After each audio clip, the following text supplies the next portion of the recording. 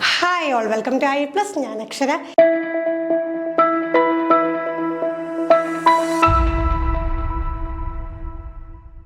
Kerala examination, seated examination പോലെയുള്ള പരീക്ഷകൾക്കൊക്കെ prepare ചെയ്യുന്നവർക്ക് അത് ഈ ഒരു വെക്കേഷൻ ടൈം എന്ന് പറയുമ്പോഴത്തേക്ക് കുറച്ചധികം പ്രിപ്പയർ ചെയ്യാൻ സമയം കിട്ടുന്ന ഒരു കാലഘട്ടമാണ്. അപ്പോൾ ഈ ഒരു ടൈം നല്ല രീതിയിൽ യൂസ് ചെയ്ത് കഴിഞ്ഞാൽ ഏറ്റവും അടുത്ത് വരുന്ന എക്സാമിന് തന്നെ നിങ്ങൾക്ക് തീർച്ചയായിട്ടും ക്വാളിഫൈ ചെയ്യാനായിട്ട് സാധിക്കും. അപ്പോൾ നമുക്കറിയാമല്ലോ, പല പല സ്കൂളുകളിൽ കേട്ടിട്ട് നിർബന്ധമില്ലാത്ത സ്കൂളുകളിലൊക്കെ പഠിപ്പിച്ചുകൊണ്ടിരിക്കുന്നവരൊക്കെ ഈ കൂട്ടത്തിലുണ്ടാകും. അപ്പോൾ ഇത്രയും വേഗം തന്നെ കേട്ടിട്ട് എഴുതിയെടുത്ത് അടുത്ത ഒരു തലത്തിലേക്ക് ഉയരാനായിട്ട് നിങ്ങൾക്ക് നല്ല രീതിയിൽ ശ്രമിക്കാൻ സാധിക്കുന്ന ഒരു സമയമാണ്. അതിന് എല്ലാവിധ സപ്പോർട്ടും പ്രൊവൈഡ് ചെയ്തുകൊണ്ട് ടീം IE Plus കൂടെ തന്നെയുണ്ട്. അപ്പോൾ ഇന്ന് നമ്മൾക്ക് ഇംഗ്ലീഷ് പെഡഗോജിയിൽ നിന്നുള്ള കുറച്ച് ക്വസ്റ്റ്യൻസ് ആണ് ഡിസ്കസ് ചെയ്യാനായിട്ടുള്ളത്. ഇന്ന് 5 ചോദ്യങ്ങളാണ് ഈ ഒരു സെക്ഷനിൽ നമ്മൾ ഉൾപ്പെടുത്തിയിട്ടുള്ളത്. ഇതിൽ എത്ര ചോദ്യങ്ങളുടെ ഉത്തരം നിങ്ങൾക്ക് കൃത്യമായി കണ്ടെത്താൻ സാധിക്കുന്നു എന്ന് തീർച്ചയായിട്ടും കമൻറ്റ് ചെയ്യാം. ആദ്യത്തെ ചോദ്യത്തിലേക്ക് കടക്കാം. Learning to writing by undergoing different stages of writing is known as. നമുക്ക് ഇംഗ്ലീഷ് പെഡഗോജി അല്ലെങ്കിൽ ലാംഗ്വേജ് എന്നുള്ള ഏരിയ വരുമ്പോൾ നിർബന്ധമായും നമ്മൾ അറിഞ്ഞിരിക്കേണ്ട ഒരു മേഖലയാണ് ഈ ഒരു സ്കിൽസ് എന്ന് പറയുന്നത്. LSRW സ്കിൽസ് നമുക്കറിയാലോ, listening, speaking, reading and writing. അപ്പോൾ ഈ സ്കിൽസുമായിട്ട് ബന്ധപ്പെട്ടുകൊണ്ടുള്ള സബ് സ്കില്ലുകളും അതുമായിട്ട് ബന്ധപ്പെട്ട കുറേ ടേംസും ഒക്കെ വരുന്നുണ്ട്. ഇത്തരം മത്സര പരീക്ഷകളിൽ നമുക്ക് ഈ ഒരു ടേംസുമായിട്ട് ബന്ധപ്പെട്ട ചോദ്യങ്ങൾ ധാരാളമായി കാണാൻ സാധിക്കും.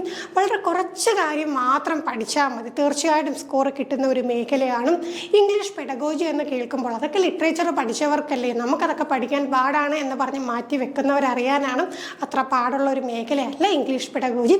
അപ്പോൾ ഈ ചോദ്യം നോക്കിക്കുകയും ഡിഫറെൻറ്റ് സ്റ്റേജസിലൂടെ കടന്നു പോകുന്ന ആ ഒരു റൈറ്റിങ്ങിനെ ലേൺ ചെയ്യുന്ന ആ ഒരു പെർട്ടിക്കുലർ രീതിക്ക് പറയുന്ന പേരെന്താണ്?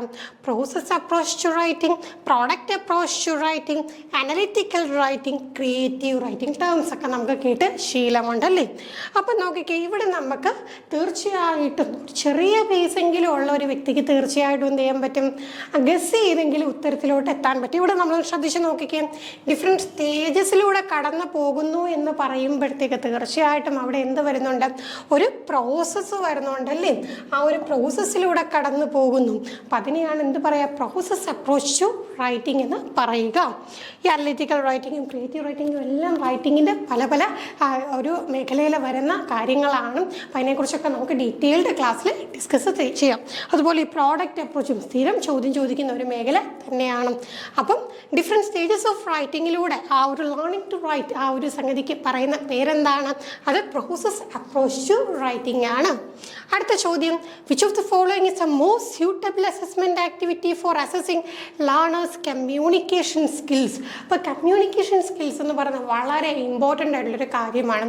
നമ്മളൊരു ലാംഗ്വേജ് പഠിച്ചു എന്ന് പറഞ്ഞിട്ട് കാര്യമില്ല, അതിൽ നല്ല രീതിയിൽ കമ്മ്യൂണിക്കേറ്റ് ചെയ്യാൻ സാധിക്കുന്നുണ്ടോ എന്നത് വളരെ വളരെ ഇമ്പോർട്ടൻ്റ് ആണ്. അപ്പോൾ അതിനെ ബേസ് ചെയ്തിട്ടുള്ള പ്രാക്ടിക്കൽ ബേസ് ക്വസ്റ്റ്യൻസ് ഒക്കെ ചോദിക്കാറുണ്ട്. അത്തരത്തിലൊരു ചോദ്യമാണ്.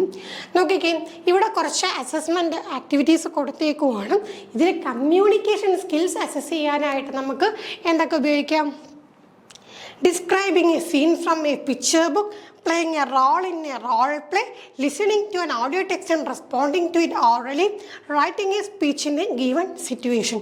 അപ്പോൾ ഇവിടെ മോസ്റ്റ് സ്യൂട്ടബിൾ അസസ്മെൻറ്റ് ആക്ടിവിറ്റി എന്ന് പറയുമ്പോൾ ഒരെണ്ണം, ഈ കൂട്ടത്തിൽ ഏറ്റവും സ്യൂട്ടബിൾ ആയത്. അപ്പോൾ നമുക്ക് കാണുമ്പോൾ 1-2 എണ്ണം എന്താണ്, ഓക്കെ ഇതൊക്കെ സ്യൂട്ടബിൾ ആക്കാമല്ലോ എന്ന് നമുക്ക് നോക്കാം. പക്ഷേ അവിടെ നമ്മൾ പ്രത്യേകം ശ്രദ്ധിക്കേണ്ട കാര്യം, മോസ്റ്റ് സ്യൂട്ടബിൾ എന്ന് എടുത്ത് ചോദിച്ചിട്ടുണ്ടെങ്കിൽ ചിലപ്പോൾ ഇതേ ചോദ്യം തന്നെ എന്താണ് ആൻസറില്ല 1, 2 and 3, 1 and 2 only, 2 and 3 only, ആ ഒരു പാറ്റേണിൽ ചോദിക്കും.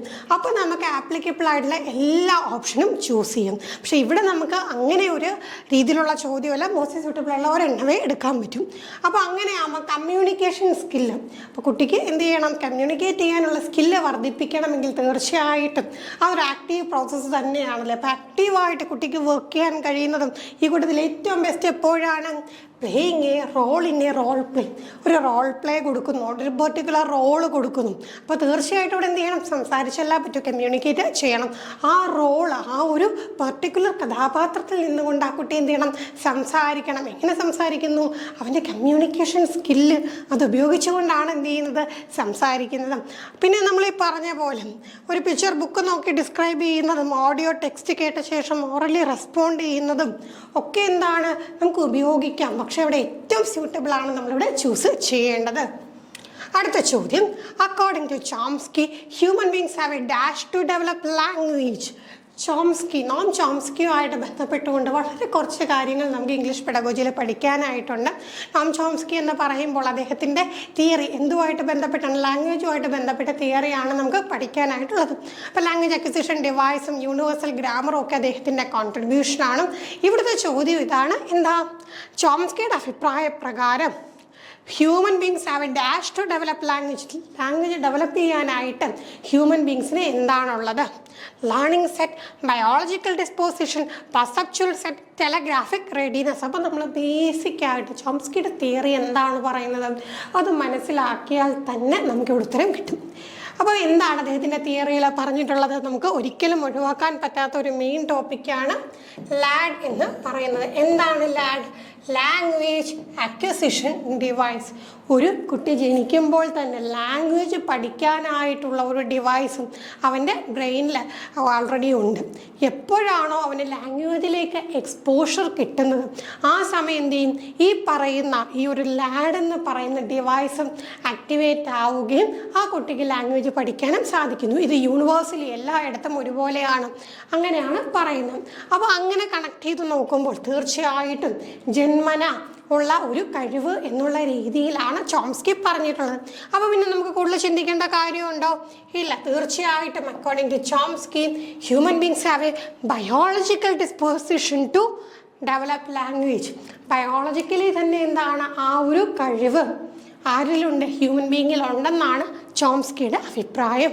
അപ്പോൾ ഈ ഒരു ലാംഗ്വേജ് അക്വിസിഷൻ ഡിവൈസ് എന്നുള്ളത് ആരുടെ ഒരു കോൺട്രിബ്യൂഷനാണ് എന്ന് ചോദിക്കാറുണ്ട്.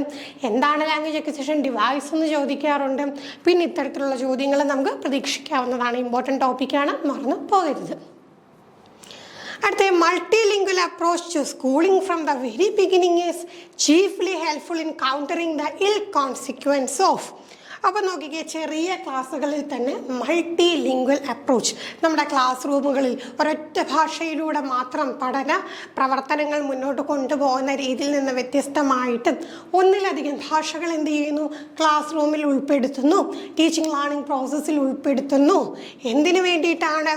അപ്പം ഈ വളരെ വെരി ബിഗിനിങ് തുടക്കത്തിൽ തന്നെ മൾട്ടി ലിംഗ്വൽ ആയിട്ടുള്ള അപ്രോച്ച് വേണം എന്ന് പറയാനുള്ള കാര്യം എന്ത് പ്രശ്നം തടയാൻ വേണ്ടിയിട്ട് എന്നാണ് നമ്മുടെ ചോദ്യം. ഓപ്ഷൻസ് നോക്കാം. School dropouts, learning disabilities, losing one's own language, weak communication skill.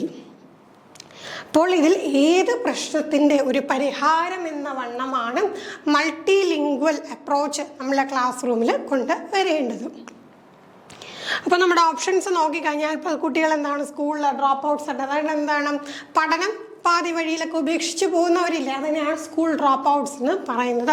Learning disability already നമുക്കറിയാം, ബാക്കി ഓപ്ഷനൊന്നും നമുക്ക് പ്രശ്നമില്ല അല്ലേ. അപ്പോൾ നോക്കി, ഈ മൾട്ടി ലിംഗ്വൽ അപ്രോച്ച് തീർച്ചയായിട്ടും എന്തിനു വേണ്ടിയിട്ടാണ്?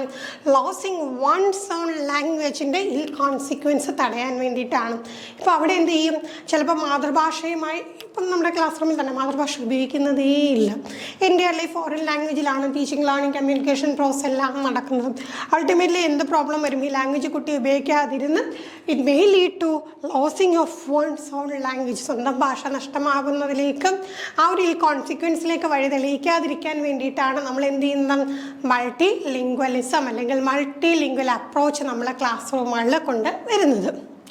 അടുത്ത ചോദ്യം, you engage your learners in a fun energiser activity before beginning a new lesson, you do this to.